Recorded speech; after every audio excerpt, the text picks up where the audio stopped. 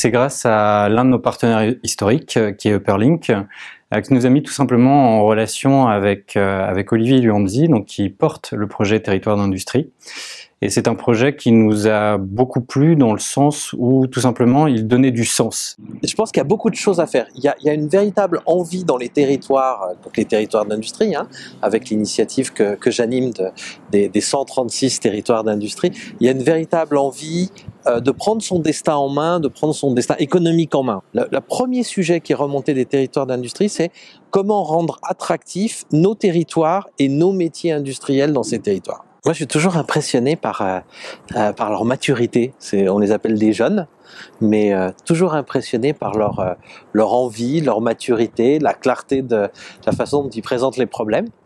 On a quand même une génération là qui arrive qui est assez impressionnante. L'une des volontés de l'association, c'est de reproduire au niveau national toutes les choses qui fonctionnent très bien au niveau local.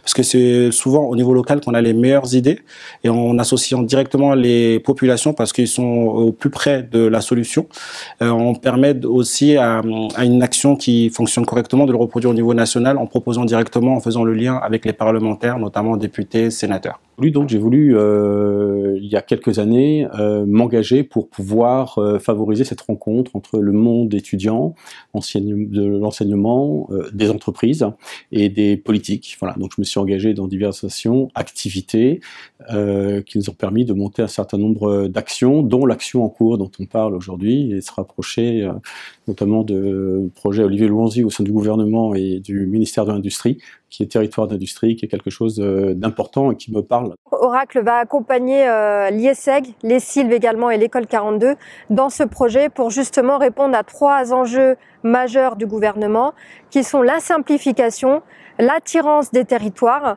et accompagner aussi l'industrie dans la transition digitale. Un groupe d'étudiants a imaginé le hublot connecté avec toute une série de services, et donc aujourd'hui il est en train d'être créé, ce hublot connecté.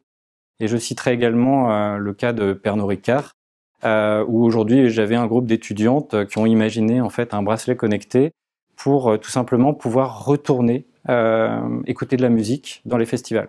Notre directeur général Sigfox France a adoré l'idée, qui a, au-delà d'un potentiel business qui est intéressant, qui a un vrai sujet de fond, qui nous intéresse beaucoup, c'est-à-dire la protection lors des festivals et l'accompagnement des femmes, notamment sur ces sujets en particulier. Qu'est-ce qu'on fait aujourd'hui à Cléon avec les étudiants de l'IESEG, de les Sylves et avec le partenariat Oracle? On travaille en fait sur de la captation de données sur des machines qui permettent d'évacuer les copeaux en usinage.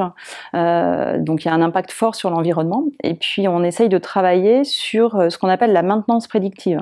Donc faire en sorte que ces machines-outils tombent moins souvent en panne, en captant la donnée, en l'analysant et en essayant de construire des algorithmes qui nous permettent de prédire les moments où la machine potentiellement risque de tomber en panne et donc d'intervenir en amont de la panne. Un ingénieur de l'école 42 avec des gens qui font plus de marketing de l'ISEG, etc. Ça c'est super, et puis le plaisir qu'ils y trouvent et la façon dont ils l'expriment. Alors là, actuellement ils sont en train de pitcher, donc on verra bien les résultats. Je leur souhaite à tous bonne chance. Mais visiblement, c'était des super expériences pour eux et ça marque.